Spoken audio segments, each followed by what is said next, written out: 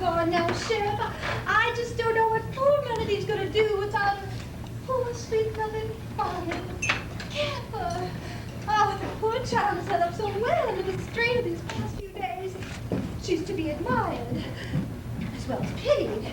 Oh, she'd never utter the word. I know she wouldn't. But this morning, I finally had to get rid of all those flowers our good neighbors sent in sympathy with poor Mr. Lovesong, Winton's reward. Oh, they brought out only sadness. To say nothing of my hay fever. I can still smell them now.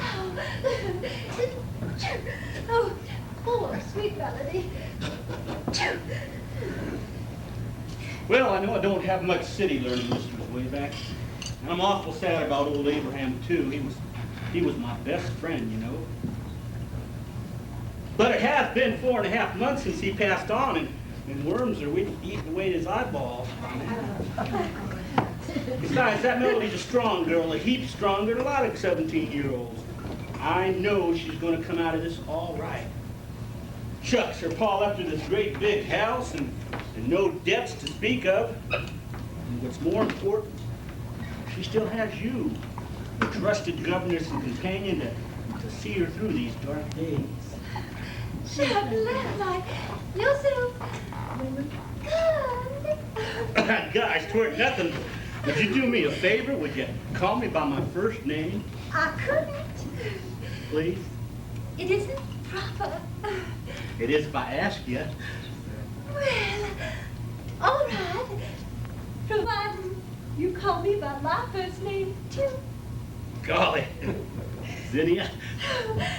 But first, you must do me a favor. Anything you say, Zinnia. You must tell me what your first name is. Golly, how could I have been so dumb?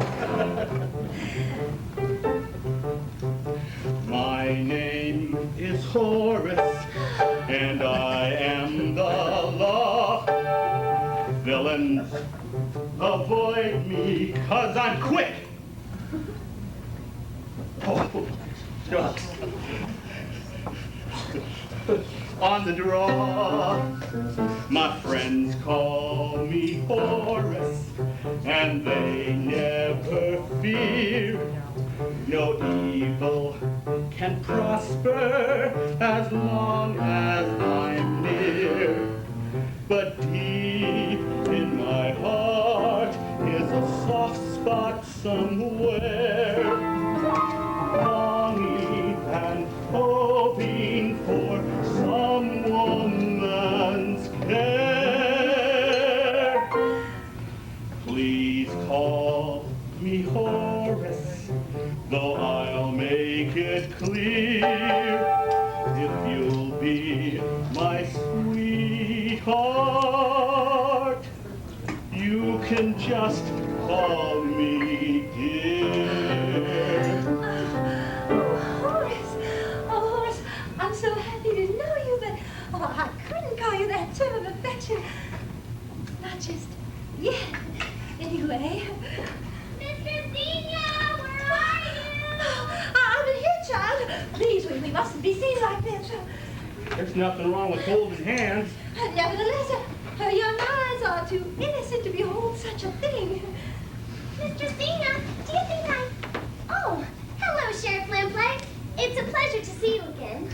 I don't think we've exchanged pleasantries since your pallbearer at Father's funeral. Melody, please. I'm sorry. Glad to see you looking so well, Miss Melody. That's a right pretty dress you've got on. Melody, dear, what are you doing dressed like that? Well, that's what I came down to talk to you about. Do you think it looks all right? But what about your black mourning clothes? Are you forgetting about your dear departed father? Oh, I know you were only thinking of what is right. But don't you remember? Today is the day that Aunt Lucretia and her daughter Ganglia arrived. And I did so want to look nice for them. Our land of Goshen, it completely slipped my mind. And we have so much to do before they get here. Oh, no. We're all ready for them. Well, just this morning while you were out shopping, I dusted and cleaned the entire house, chopped enough wood for the wreath, and put a fresh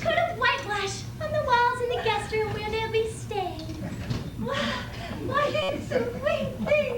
Oh, Chef, isn't she precious? Couldn't have a better mood. Oh, mercy, if she isn't as sweet as the nectar of a rose blossom, as lovely as the sunset over the mountains, As pure as the driven snow. Really, you shouldn't say such things, for I fear it will turn my head. Oh, that could never happen to somebody as good as you. But say, I didn't know you was expecting company. Oh, Chef, Horace. I forgot to tell you, Abraham Love Song's long-lost widowed sister, Lucretia Moneygrab, is coming here from Milton. When she heard about poor Melody being orphaned and all, she wrote and insisted upon moving here with her daughter to take care of Melody until the child reaches married age. I think that's downright neighborly of the woman. Well, I know you're right, but I can't help having a sense of foreboding that something is amiss. I wrote and told her I was Melody's governess and we were doing fine here, just like two peas in a pod. But the way her letter sounded, that wasn't good enough for her needs. Mistress Xenia, I don't think she meant any harm. I'll just explain to her how much you mean to me, and everything will be all right. You listen to that girl, Zinnia. She knows what she's saying. Well, But anyway, I got some news for you, too. I'll be a horseless cowpoke if this ain't a coincidence, but my nephew, Lambert Lamplight, is arriving this morning, too. His folks wanted him to get an education from the School of Hard Knocks. And I'm real proud to say the first thing they thought of was to send him out here to live with me for a while. why, that's wonderful, Horace. And Melody, he's 20 years old and grown into a real handsome lad, they tell me. I thought I'd bring him over to meet you right soon. 20? Handsome? I don't know what to say. Well, I only thought... Bring him over this afternoon. I sure will. Well, I'd better be ambling off. I told Lambert I'd meet him to the railway station in about an hour. Awful nice talking to you two charming ladies. Let me show you to the door. Ah, Zinnia, don't bother. I know the way out. I found my way in, didn't I?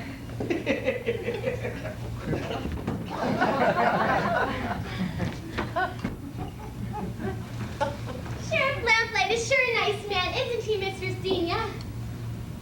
Mr. Xenia, are you all right? Yes, I'm all right.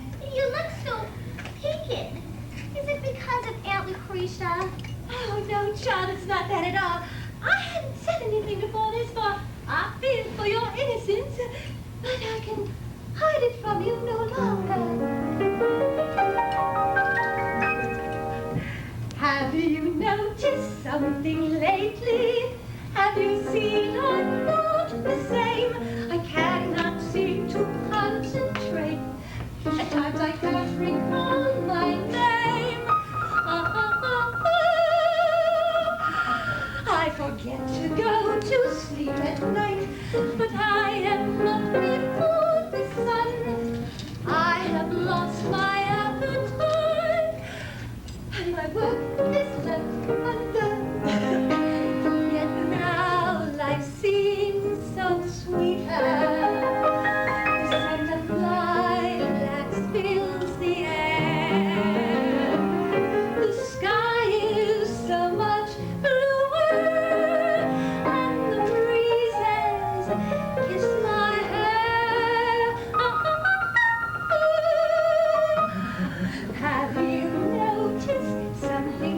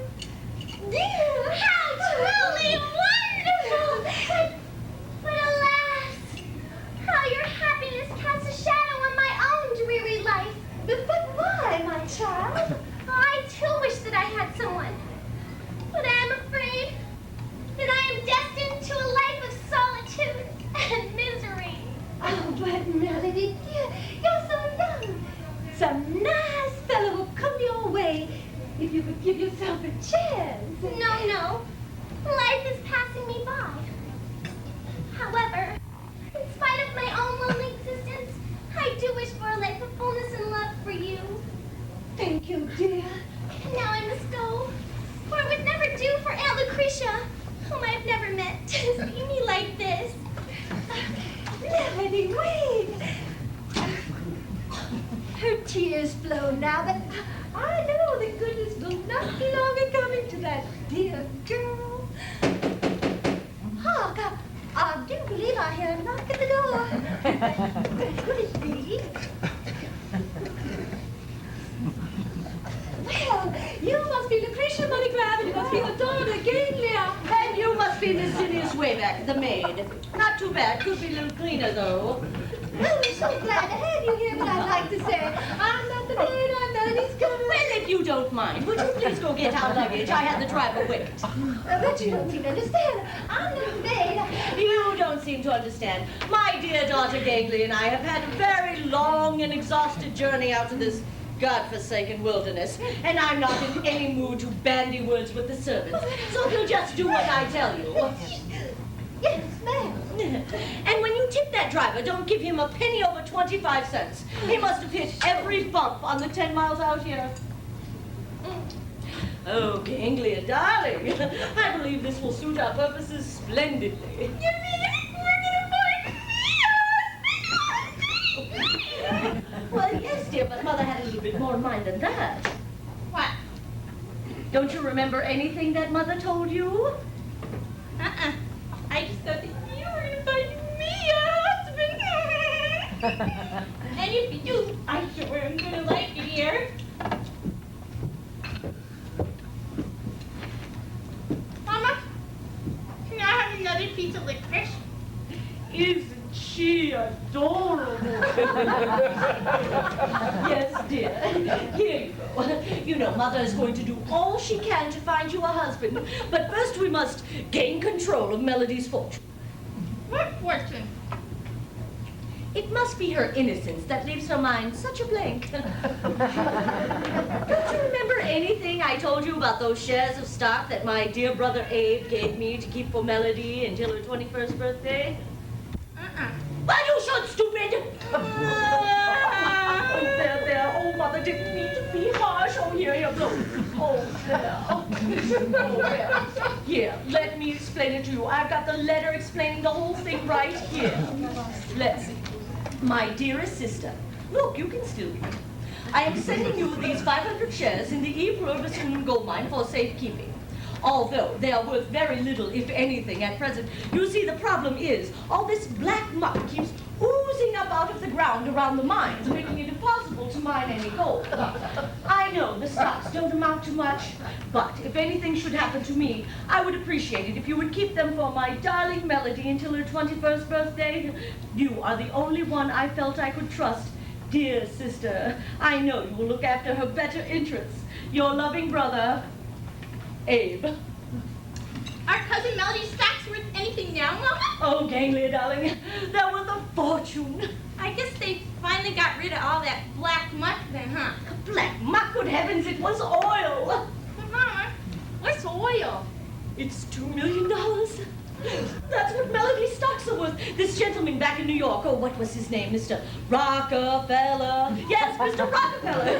That's what he offered me for Melody's shares. $2 million. Golly gee, Mama, they were rich! Well, not us, dear Melody. But that's why we came here. If I could just figure out a way to snatch them away from her, that is, to relieve her of the burden of owning them, well, then we would be rich, dear. We'd be set for life. There's nothing that I wouldn't do for money, and there's nothing money couldn't do for me. Furs and diamonds, Paris gowns, my own private symphony. Fancy dress, most gorgeous heaven, and a mansion by the sea. To have money would bewitch me, from life's burdens would unhitch me, which is why,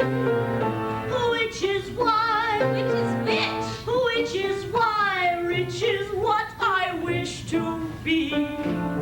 Oh, but Mama, golly gee, what's in all this for me? I guess you, my dear. There is nothing that you couldn't do with money, and there's nothing money couldn't do for you. First we'll purchase you a charm school where they'll teach you who to coot. Then we'll hire fashion experts to improve your silhouette. Will that help me get a man? If it won't, the money can. Which is why, rich is what we wish to be. Here, try this on here. There.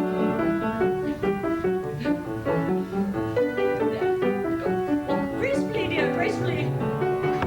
Like this. Wait. To have money would bewitch us. From life's burdens would unhitch us. Which is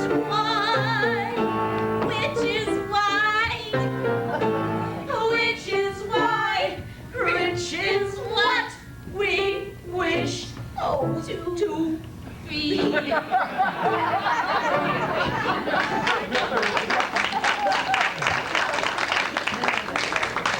So you see, Ganglia, dear, with all that money, we should have no trouble at all finding you a husband. Why, men will flock from miles around. But this is mere idle dreaming. The first thing we must do is make sure that Melody does not find out what our true plan is. And just to make sure, I'd better destroy this letter right now. Oh, look at it crackling away in this huge fire. Ladies?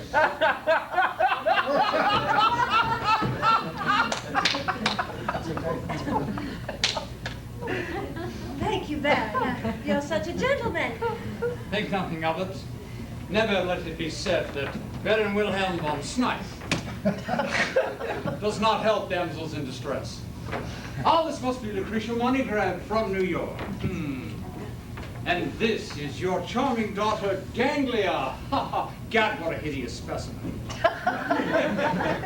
Such a tragic loss to the human race. But here, Baron, how did you know about Mrs. Moneygrab's arrival? Ladies, as the next-door neighbor of Mistress Melody, I have taken it upon myself to be, how shall I say, her protector. And as such, I have kept myself informed of the comings and goings on this estate.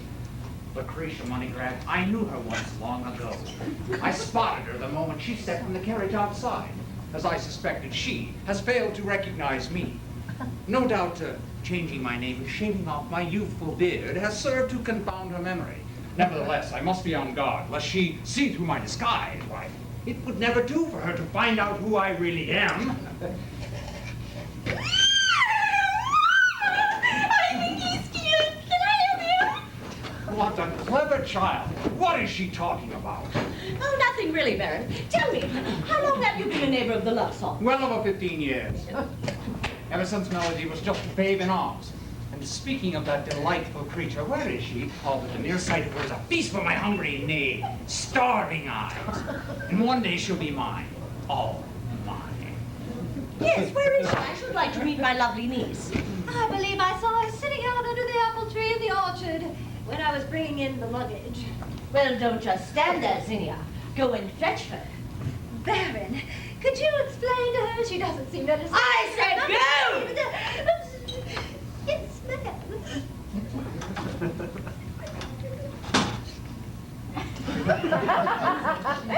Well, at last we're alone, just the three of us. Yes.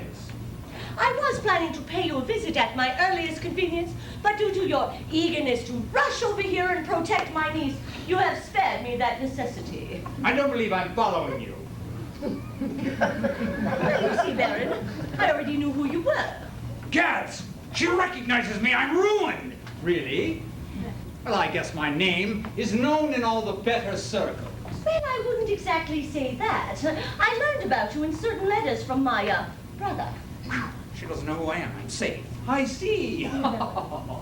Well, I trust that he praised my worthy efforts as his neighbor. Well, I wouldn't exactly say that either. He told me about how you had cheated him out of half his property in a card game some 15 years ago. What? How could he have known? I mean, how could he have suspected me of such a vile crime? Well, if you must know, he explains it all in minute detail in a letter, which I have saved over these many years. And then, dearest Lucretia. Mama, can I have another piece of licorice? Ganglia, you know you must never interrupt Mother when she's conducting business. No, just one piece, huh, Mama, huh? Here. You know, he really is. I want him, Mama. Yes, dear, that's what Mother is trying to arrange now, if you will just sit down and be quiet. Business arrange? What do you mean by all of this? I believe that these two females must be mad! All in good time, then. Now, where was I? And then, dearest Lucretia, as he got up to leave, I noticed something under Baron von Snipe's chair. Of course, I waited until I could give it a closer inspection. Oh, sister, what a foul crime had been committed in the name of sportsmanship. There were 3 aces under Baron von Snipe's chair. Well, of course, Well, that's an interesting letter. May I look at it? Baron, this letter is much more valuable to me than it could ever be to you. Curses! Though she has not discovered who I really am, she has something else on me. Now, I must hope that this letter will never fall into the hands of fair Melody. My dear woman, I have no doubt you had something in mind when you brought all this up. Well, now that you mention it, there is something I rather thought you could help me with. At your service, madam. Drat the luck! With this interfering woman and her blasted letter, winning Melody's love may prove increasingly difficult. I was sure that you would see it my way. I would have it no other. And I was certain that I could trust you.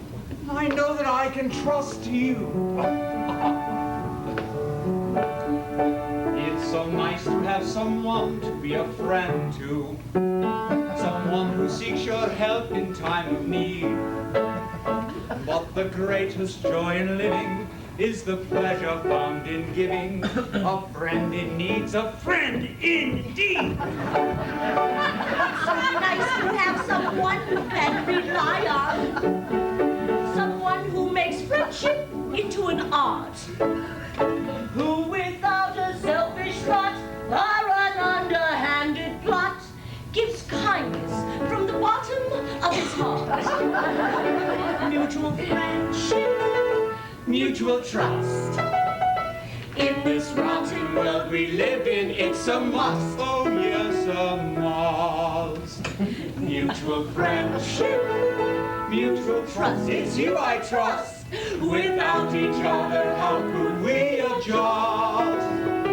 What the world needs most is more friends just like you are. It's folks like you who make it so worthwhile. We make such a perfect blend that without us as a friend, to face each day alone would be a trial. Oh, Baron. Well, now that we know where each other's coming from, I will tell you what my true plan is. I'm sure that you will find it mutually beneficial. You see, Melody doesn't know it yet, but she has just inherited a fortune worth over $2 million. You don't say. Ah, but I do. How very interesting. It is my plan to gain control of this fortune. You know, with $2 million, the world would take on such a rosy green hue. Yes, Mrs. Moneygrabbit. I should point out to you that under the... You know, since we'll be working so closely together, I would not think it impolite of you to call me Lucretia. All right, Lucretia. Thank you. But as Melody's guardian, you already have control of her money. Well, yes, but the fact remains that it is still in her name, and sooner or later she would find out about it. Yes, but where do I come in? Well, I was wondering when you would ask that. You see, I was hoping that you would help me to dupe her out of it, and then not to sound indelicate, it would be your responsibility to dispose of her. I see. Lucretia, my dear, at the risk of appearing indiscreet, I must ask you how you propose to make this venture, to be blunt, worth my while. Baron, I had rather given you more credit than that. I told you this venture would be mutually beneficial. As your reward, I am offering you my daughter Ganglia's hand in marriage.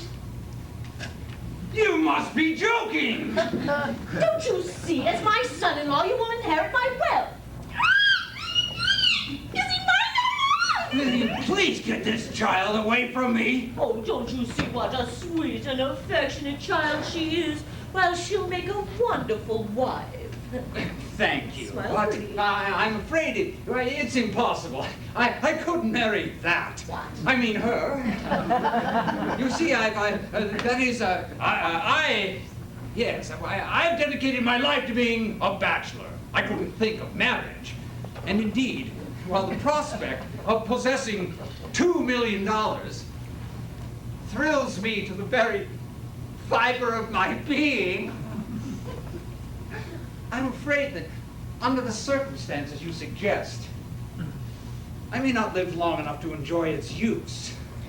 Baron, I won't take no for an answer. Now, don't misunderstand me, I beg you. I shall be more than happy to help you attain your goals, but I propose that once the money is firmly in your hands, you keep your daughter, and instead give me 50% of the estate. After all, you will agree, a bird in the hand is worth 2 in the bush. Oh, yes. You know, I was hoping that we could avoid any unpleasantness, but I see that's impossible now. Can you tell me how I could get in touch with the local authorities? I think they'd be very interested in seeing this letter. Put that away, please. Oh, Lucretia, your talent for persuasion's remarkable. Yes. Yes. On second thought, God, I'm forced to accept your original offer as it stands. There, you see, Ganglia, Mother has found you a husband. Thank you, Mom. That was so sweet to me. I found her. I'm sorry it took so long, but the dear child had gone down to wade in the stream. Oh, Melody, you grow lovelier with each passing day. Baron, please. This is unseemly. Yes, and I saw you. I forgot myself for a moment. Yeah, watch that now. Melody dear, I'd like you to be John Lucretia and cousin Ganglia. How do you do, dear relatives? Hiya. Oh, yes. How do you do, my dear orphan niece? Oh, I'm so happy to have you here with me. It is truly kind and generous of you to take the responsibility of my upbringing, now that my dear departed father is no longer with me. Well, I would have it no other way. Oh, after hearing about your tragic loss, well, my only concern is for your best interests. Baron, as you can see, my dear niece and I have so much to discuss, if you don't mind. I was just leaving. Yes. It was a pleasure meeting you, Lucretia. And Melody, until next time, auf Wiedersehen. Aren't you going to tell me goodbye? I was trying to forget. I said I almost forgot. Goodbye, Ganglia. Goodbye. Well, we'll continue our discussion at some later date, Baron. I'll show you to the door. Discussion? What discussion, Aunt Lucretia? Oh, it was nothing really, just a little financial matter of no importance to you. Now, do tell me a little bit more about yourself. Yes, we have so much getting acquainted to do. Why don't you both come with me, and I'll show you the grounds while we talk. Oh, how lovely. You know, how did you wade in the stream in that dress? Ganglia would